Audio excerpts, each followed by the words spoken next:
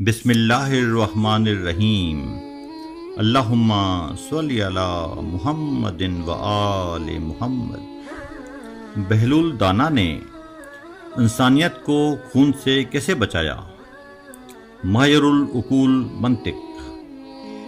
واقعہ مشہور ہے کہ بغداد کا ایک شریف سوداگر عجیب مشکل میں گرفتار ہو گیا تھا۔ چونکہ وہ ہمیشہ کم منافع پر مال بیچتا تھا، اس لیے ایک یہودی تاجر اس سے نفرت اور حسد کرتا تھا۔ یہودی تاجر سود پر روپیہ بھی دیا کرتا تھا۔ ایک دفعہ اچانک شریف سوداگر کو پیسوں کی ضرورت پڑ گئی، لہذا اس نے یہودی تاجر سے قرض مانگا۔ یہودی تاجر نے ایک عجیب شرط رکھی کہ اگر سوداگر مقررہ وقت میں قرض ادا نہ کر سکا تو وہ اس کے بدلے میں اس کے جسم کے جس حصے سے چاہے گا 1 کلو گوشت کاٹ لے گا۔ سوداگر مجبور تھا، لہذا شرط ماننی پڑی۔ اتفاق سے سوداگر وقت مقررہ پر قرض ادا نہ کر سکا تو یہودی تاجر نے فوراً عدالت میں مقدمہ دائر کر دیا اور اس دستاویز کی کاپی بھی جمع کرا دی۔ یہودی ویسے بھی سوداگر سے حسد کرتا تھا اور موقع کی تلاش میں تھا۔ بہت سے علماء، فقہا اور وکلاء نے بہت زیادہ سوچا اور غور و فکر کیا کہ کسی طرح شریف سوداگر کو اس سزا سے بچایا جا سکے، لیکن سب پریشان تھے۔ کوئی بھی راستہ نہیں نکل رہا تھا کہ شریف سوداگر کی جان بچ سکے، یہاں تک کہ قاضی کے پاس بھی سوداگر کے بچاؤ کی کوئی تدبیر نہیں تھی۔ آخر کار جب بہلول دانا رحمۃ اللہ علیہ کو پتہ چلا تو اس نے فوراً اپنی گدری اٹھا کر کاندھے پر ڈالی، عصا پکڑی، پھٹی ہوئی جوتیاں پہنی اور اپنی دھن میں مست عدالت پہنچا اور قاضی کو بولا کہ میں اس شریف سوداگر کی وکالت کرنا چاہتا ہوں۔ قاضی نے اسے اجازت دے دی۔ قاضی نے ایک خاص دن وقت مقررہ پر عدالت کی کارروائی شروع کی۔ عدالت میں علماء، فقہا، سوداگران اور وکلاء کی ایک بڑی تعداد موجود تھی۔ سب لوگ تجسس میں تھے کہ بہلول کیا منطق اور دلیل پیش کرتا ہے۔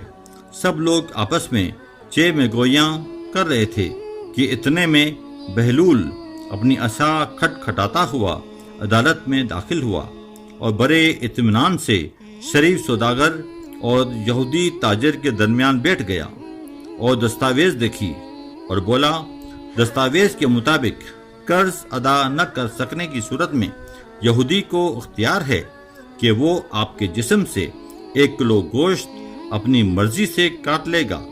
کیا آپ دونوں اس دستاویز کی صداقت پر یقین رکھتے ہیں؟ آپ میں سے کسی کو کوئی اعتراض تو نہیں؟ دونوں فریقوں نے حامی بھری کہ یہی معاہدہ ہوا ہے۔ سوداگر کا چہرہ ماند پڑ گیا تھا، جبکہ یہودی تاجر خوشی کے مارے پھولے نہیں سما رہا تھا۔ قاضی کی اجازت سے بہلول دانا اپنے فقیرانہ لبادے میں اپنی جگہ سے اٹھا اور مخصوص جگہ پر کھڑا ہوا۔ مقدمے کی کارروائی شروع کرنے کا حکم دیا گیا۔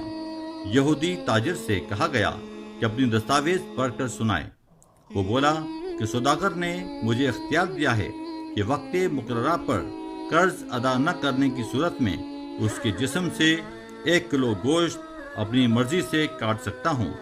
یہی میرا سوال ہے، یہی میرا مقدمہ ہے، مجھے اس پر عمل کرنے کی اجازت دی جائے۔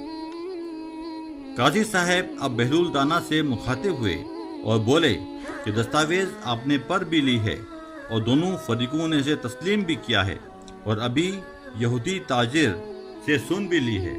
آپ کو اجازت ہے کہ انصاف کے اس کٹہرے میں اپنا مدعا پیش کریں۔ عدالت میں سناٹا چھا گیا تھا۔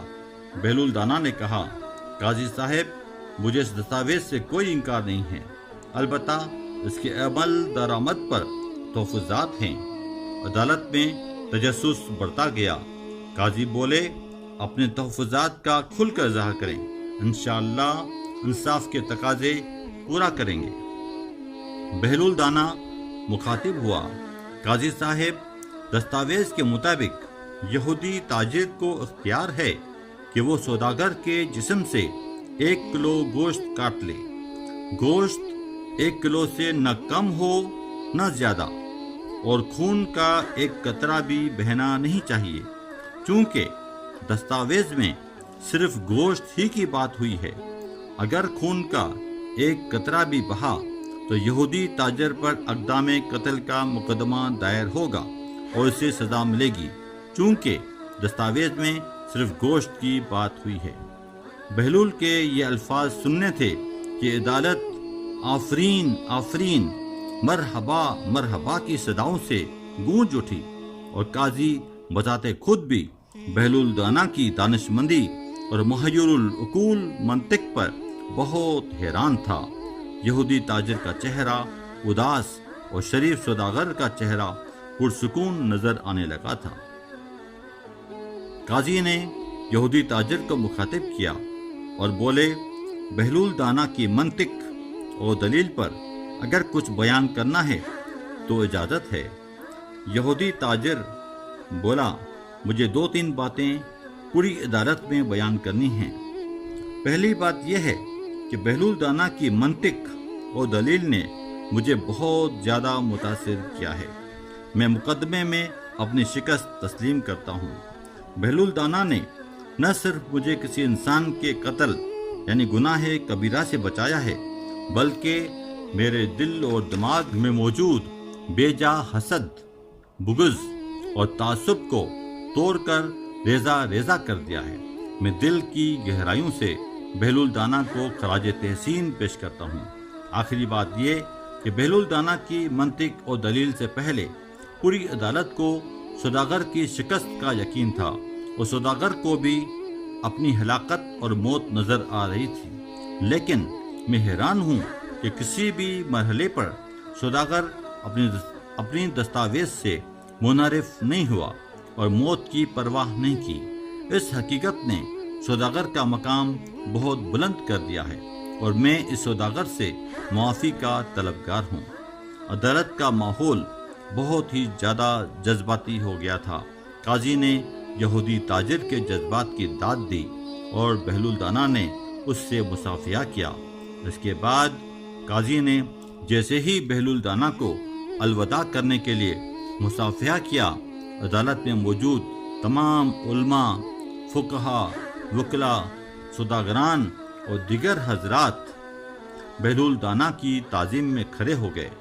بہلول دانا رحمۃ اللہ علیہ نے جواباً اپنے دونوں ہاتھ اپنے سینے پر رکھے اور سر جھکا کر تعظیم کا اظہار کیا، اور اپنی عصا سنبھالتے ہوئے بغیر کسی غرور اور تکبر کے بے تکلفی سے عدالت سے باہر نکلے، اور تھوڑی ہی دور ایک خستہ حال دیوار پر ٹیک لگا کر بیٹھ گئے تاکہ ملاقات کے خواہشمند لوگوں سے گفت و شنید ہو سکے۔ یہاں سے فارغ ہونے کے بعد وہ اپنی فقیرانہ مستی میں اس ویرانے کھنڈر کی طرف چل دیے جہاں انہوں نے ڈیرا جما رکھا تھا۔ اللہ ہم سب کا حامی اور ناصر ہو، آمین۔